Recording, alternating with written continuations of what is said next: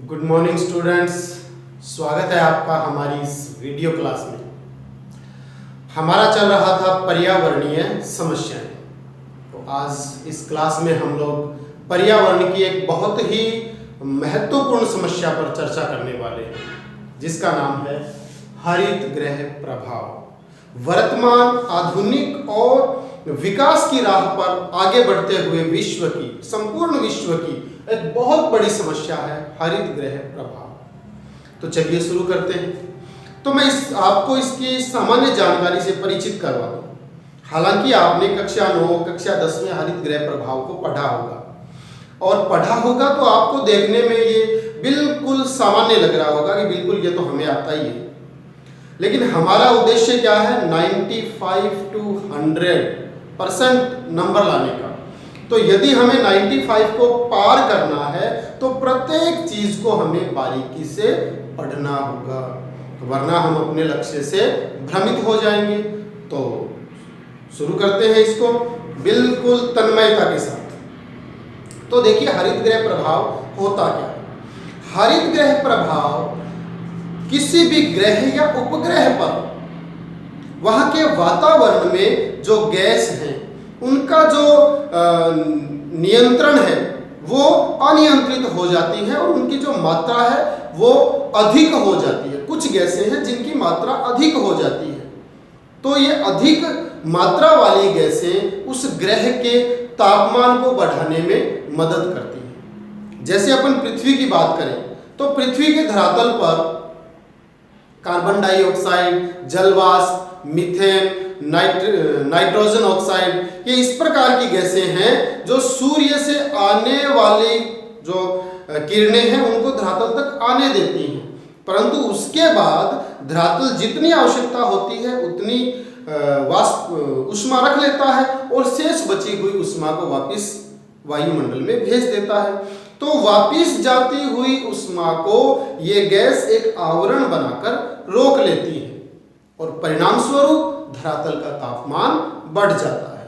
अब ये बढ़ा हुआ तापमान और इस तापमान को बढ़ाने के लिए जो आवरण बनाया गया है, जो अतिरिक्त भार क्षमता वाली गैसों के द्वारा, इसको ही कहा जाता है हरित गृह प्रभाव। तो समझ पाए होंगे आप कि वातावरण में जो अतिरिक्त भार वाली, अतिरिक्त मात्रा वाली जो गैसें हैं उनके द्वारा एक आवरण बनाकर तापमान वृद्धि की जाती है, तापमान वृद्धि में सहायता प्रदान की जाती है। इसी को कहा जाता है हरित गृह प्रभाव।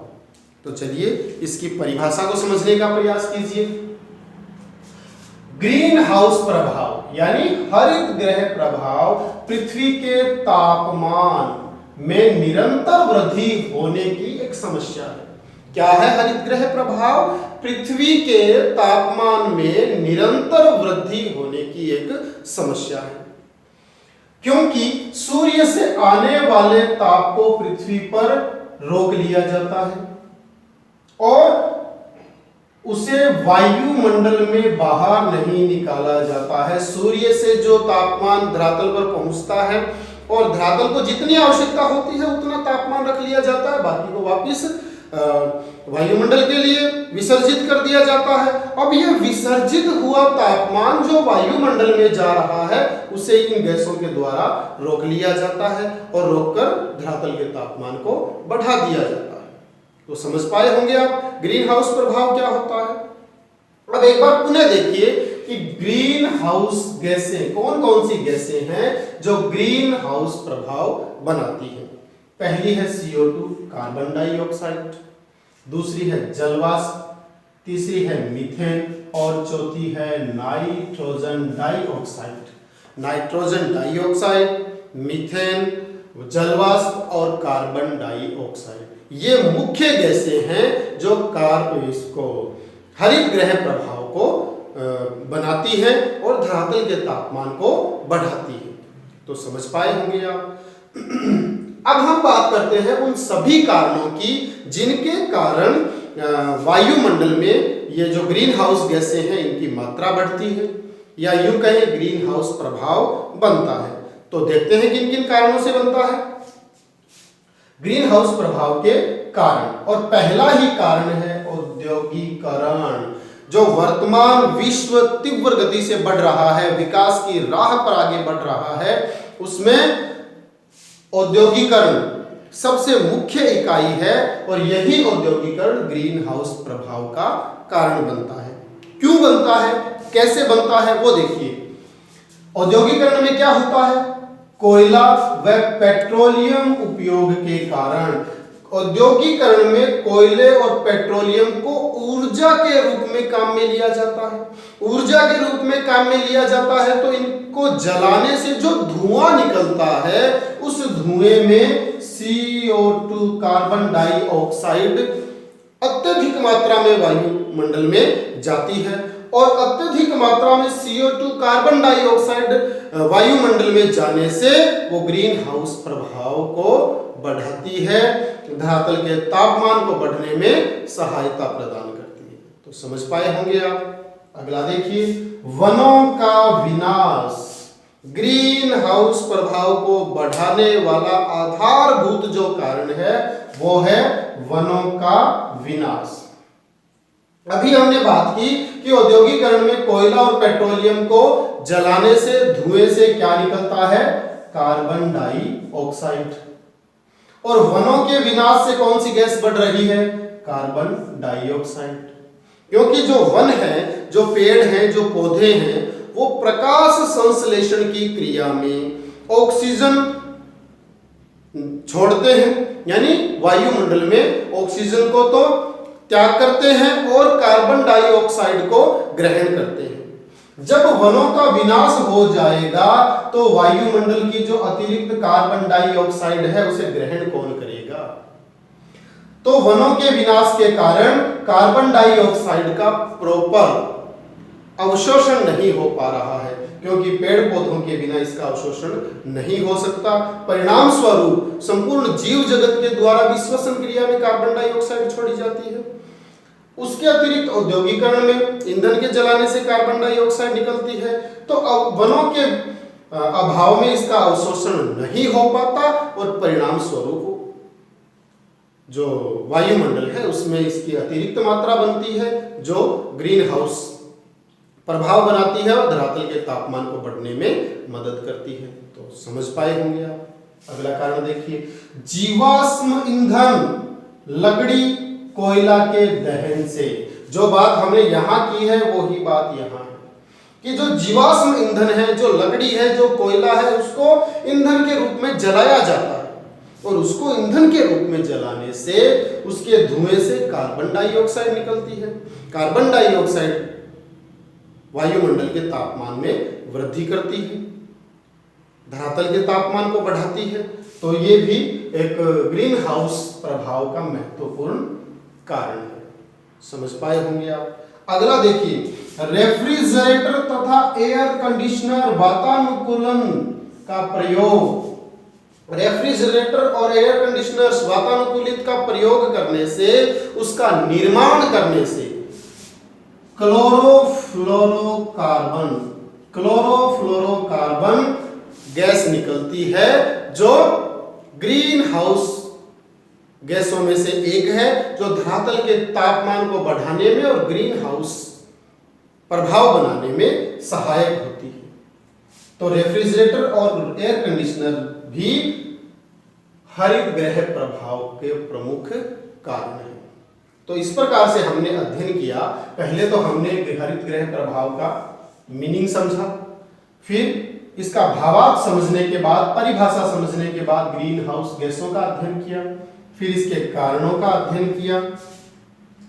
अब कारणों का अध्ययन करने के बाद हम लोग अध्ययन करेंगे इसके दुष्प्रभाव, इसके दुष्परिणाम क्या हैं। हरित ग्रह प्रभाव के कारण धरातल का तापमान बढ़ता है, पृथ्वी का तापमान बढ़ता है, तो उसका संपूर्ण जीव जगत सहित मानव पर क्या दुष्परिणाम पड़ता है, क्या दुष्प्रभाव रहते हैं। चलिए एक एक करके अध्ययन करते हैं। पहला आता है तापमान में वृद्धि। तापमान में वृद्धि, हमने यहां बात की थी कि औद्योगिकरण के कारण कोयला, पेट्रोलियम, लकड़ी, कोयला आदि के दहन से क्या बनती है, क्या निकलती है, कार्बन डाइऑक्साइड। अब कार्बन डाइऑक्साइड जब वायुमंडल में अधिक होगी तो वो एक धरातल के चारों तरफ एक मोटा आवरण बना लेगी और उस मोटे आवरण में धरातल से जो ऊष्मा, जो तापमान वायुमंडल में वापस विसर्जित कर दिया जाएगा, ये उसे रोक लेगी। परिणाम स्वरूप धरातल का तापमान बढ़ जाएगा। धरातल का तापमान बढ़ने से जलवायु तंत्र प्रभावित होगा, मौसम तंत्र प्रभावित होगा, वर्षा तंत्र प्रभावित होगा। हमने कक्षा 11 में अध्ययन किया था उच्च वायुदाब क्षेत्र और निम्न वायुदाब क्षेत्र, स्मरण होगा आपको। तो ये उच्च वायुदाब क्षेत्र, न्यून वायुदाब क्षेत्र किसके कारण था? तापमान के कारण।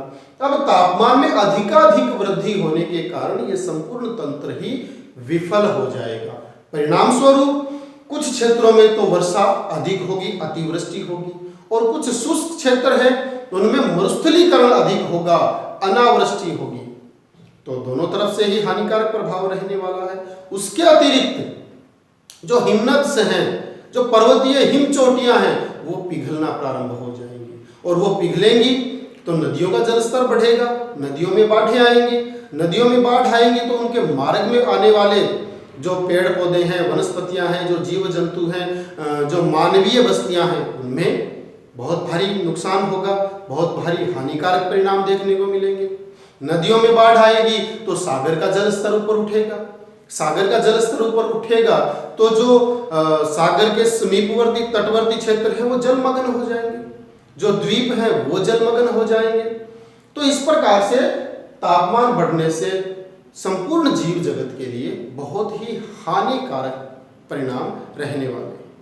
समझ पाए होंगे आप। अगला देखिए, वर्षा में वृद्धि। हमने अभी बात की थी कि जब वर्षा तंत्र, जलवायु तंत्र संपूर्ण रूप से बाधित हो जाएगा, हिम चोटियां पिघलने लग जाएंगी, हिमनद पिघलने लग जाएंगे, तो वर्षा में वृद्धि होगी। क्योंकि एक क्षेत्र का तापमान अधिक होगा, वाष्पीकरण अधिक होगा, वाष्पीकरण अधिक होगा तो आर्द्रता के कारण वर्षा भी अधिक होगी, क्योंकि संपूर्ण जलवायु और मौसम तंत्र प्रभावित होगा। समझ पाए होंगे आप। अगला देखिए, समुद्र सतह में वृद्धि। जैसा कि हमने पहले बात की थी कि नदियों में बाढ़ आएंगी, सागर में जल पहुंचेगा, सागर का जल स्तर ऊपर उठेगा, तो सागर का, समुद्र का जल स्तर ऊपर उठने से जो तटवर्ती प्रदेश हैं, तटवर्ती प्रदेशों की जो वनस्पतियां हैं, जीव जगत है, सभी के लिए हानिकारक परिणाम सामने आएंगे। उसके अलावा जो द्वीपीय क्षेत्र है वो जलमग्न हो जाएंगे। तो लाखों करोड़ों जीव जगत के लिए बहुत ही हानिकारक परिणाम आने वाले हैं। तो ये भी एक बहुत ही गंभीर समस्या है, बहुत ही गंभीर दुष्प्रभाव है इसके। अगला देखिए, वनस्पति क्षेत्र में परिवर्तन। हमने यहाँ बात की थी कि वनों का विनाश हो रहा है। वनों के विनाश के कारण CO2 का अवशोषण नहीं हो पाता। परिणाम स्वरूप वायुमंडल में CO2 की मात्रा बढ़ती है और ग्रीन हाउस प्रभाव बनता है। उसी के कारण वनस्पति क्षेत्र में भी परिवर्तन हो रहा है, क्योंकि बाढ़ग्रस्त क्षेत्र अधिक होंगे, मरुस्थलीकरण अधिक होगा, कहीं अतिवृष्टि अधिक होगी, तो अतिवृष्टि अधिक होगी, मरुस्थलीकरण अधिक होगा। दोनों ही परिस्थितियों में, या बाढ़ग्रस्त क्षेत्रों में जो भूमि जलमग्न हो जाएगी, सभी प्रकार के क्षेत्रों में वनस्पतियां हैं, उनके जो क्षेत्र हैं उनमें परिवर्तन आएगा, वनस्पतियां लुप्त प्राय हो जाएंगी। तो वनस्पतियों पर भी बहुत ही हानिकारक प्रभाव हरित गृह प्रभाव का पड़ेगा। अगला देखिए, बीमारियों के स्तर में वृद्धि। बीमारियां संपूर्ण जीव जगत सहित जो मानव समुदाय है, सभी का जो जीवन स्तर है वो प्रभावित होगा। जो अनेक प्रकार के कीट पतंगे हैं वो लुप्त हो जाएंगे, और जो भोजन श्रृंखला है वो प्रभावित होगी, पारिस्थितिकी तंत्र है वो प्रभावित होगा, मरुस्थलीकरण बढ़ेगा, धरातल का तापमान बढ़ेगा, जलवायु प्रभावित होगी। तो सभी परिस्थितियों में अनेक प्रकार की असाध्य बीमारियां भी पनपने लग जाएंगी। अगला देखिए, जैव विविधता को खतरा। अत्यधिक औद्योगिकरण होगा, वनों का विनाश होगा, तापमान बढ़ेगा, जलवायु बदलेगी, वर्षा तंत्र प्रभावित होगा, जैसे कि हम पहले बात कर चुके हैं। परिणाम स्वरूप जैव विविधता को खतरा हो जाएगा। अनेक प्रकार की वनस्पतियों की प्रजातियां, पेड़ पौधों की प्रजातियां, जीव जंतुओं की, कीट पतंगों की प्रजातियां लुप्त होने के कगार पर हैं, अर्थात लुप्त हो भी जाएंगी। तो जो जैव विविधता है उस पर भी खतरा मंडरा रहा है। तो उम्मीद करता हूं कि आपको इसके सभी दुष्परिणाम, दुष्प्रभाव समझ में आए होंगे। अब देखते हैं कि हरित गृह प्रभाव से बचने के लिए उपाय क्या क्या किए गए हैं, इसे कम करने के लिए क्या क्या उपाय किए गए हैं या क्या क्या उपाय किए जा सकते हैं। पहला उपाय देखिए, जीवाश्म ईंधन का उपयोग कम करना। हमने यहां कारण में देखा था औद्योगिकरण। जीवाश्म ईंधन यानी कोयला, पेट्रोल, लकड़ी, कोयला, इनका दहन होगा तो दहन में क्या होगा, धुएं के साथ वायुमंडल की कार्बन डाइऑक्साइड की मात्रा बढ़ेगी। हमें क्या करना है, जीवाश्म ईंधन को कम करना है। तो जीवाश्म ईंधन को कम करने के लिए कोयला, डीजल, पेट्रोल, इनके विकल्प के रूप में हमें सौर ऊर्जा, ज्वारीय ऊर्जा, पवन ऊर्जा, इस प्रकार के विकल्प ढूंढने होंगे जिनके माध्यम से हम जीवाश्म ईंधन के दहन को कम कर सकें, ताकि वायुमंडल में बढ़ने वाली कार्बन डाइऑक्साइड की मात्रा को नियंत्रित कर सकें।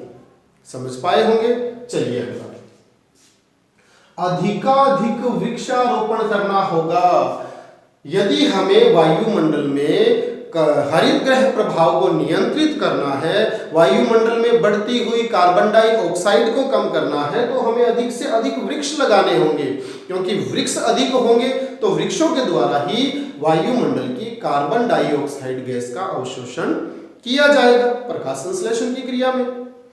तो प्रत्येक व्यक्ति के द्वारा कम से कम एक वृक्ष लगाया जाए, एक लगाया जाए, दो लगाया जाए और उसको संरक्षण प्रदान किया जाए। अनेक प्रकार की सामाजिक संस्थाओं के द्वारा, हमारी सरकारों के द्वारा इस प्रकार की नीतियां बनाई जाए ताकि वृक्षारोपण अधिक से अधिक हो। हमने वायु प्रदूषण के अंतर्गत पढ़ा था कि जो राष्ट्रीय राजमार्ग हैं उन पर ग्रीन पेटी स्थापित की जाए, वृक्षारोपण किया जाए। जो नगरीय बस्तियां हैं, जो मानवीय आबादी क्षेत्र है, उसके चारों तरफ ग्रीन पेटी लगाई जाए, वृक्षों की कतार लगाई जाए। तो इस प्रकार से अधिकाधिक वृक्षारोपण करके ग्रीन हाउस प्रभाव को नियंत्रित किया जा सकता है। और वृक्षारोपण तो हरित गृह प्रभाव का 100% समाधान है। समझ पाए होंगे। अगला देखिए, क्लोरोफ्लोरोकार्बन्स के प्रयोग को रोकना। हमने यहां पढ़ा कि रेफ्रिजरेटर और एयर कंडीशनर्स के प्रयोग से क्लोरोफ्लोरोकार्बन्स बढ़ते हैं। तो हमें जो एयर कंडीशनर्स हैं, जो रेफ्रिजरेटर्स हैं, उनके निर्माण और उनके उपयोग की जो सीमा है उसे नियंत्रित करना चाहिए, ताकि क्लोरोफ्लोरोकार्बन्स का उत्सर्जन कम से कम हो और क्लोरोफ्लोरोकार्बन को नियंत्रित करके हरित गृह प्रभाव को नियंत्रित किया जा सके। अगला देखिए, औद्योगिकरण पर नियंत्रण किया जाए। औद्योगिकरण कम से कम हो, नगरीकरण कम से कम हो। अब इसे कम तो नहीं किया जा सकता क्योंकि वर्तमान आधुनिक युग की मांग भी यही है। तो हमें एक नवीन तकनीक के साथ पवन ऊर्जा, सौर ऊर्जा, ज्वारीय ऊर्जा की सहायता लेते हुए औद्योगिकरण को कम से कम नियंत्रण में लाया जाए, इसे नियंत्रित किया जाए। जब औद्योगिकरण नियंत्रित होगा, हमारी जो भौतिक सुख सुविधाएं हैं हमें उन्हें नियंत्रित करना होगा। उन्हें नियंत्रित करेंगे, औद्योगिकरण नियंत्रित होगा, और औद्योगिकरण नियंत्रित होगा तो हरित गृह प्रभाव पर भी नियंत्रण स्थापित कर लिया जाएगा। तो प्यारे बच्चों, इस प्रकार से हमने अध्ययन किया हरित गृह प्रभाव की सामान्य परिभाषा, हरित गृह प्रभाव के लिए उत्तरदायी गैसें, फिर उसके कारण, उसके दुष्प्रभाव और कम करने के उपाय। तो इस प्रकार से मैं उम्मीद करता हूं कि आपको ये टॉपिक बहुत ही अच्छे से समझ में आया होगा। समझ में आया है तो इसका लगातार अध्ययन करते रहिए और मुझे दीजिए इजाज़त। मिलते हैं अगली वीडियो क्लास के साथ। तब तक के लिए जय हिंद, जय भारत, धन्यवाद।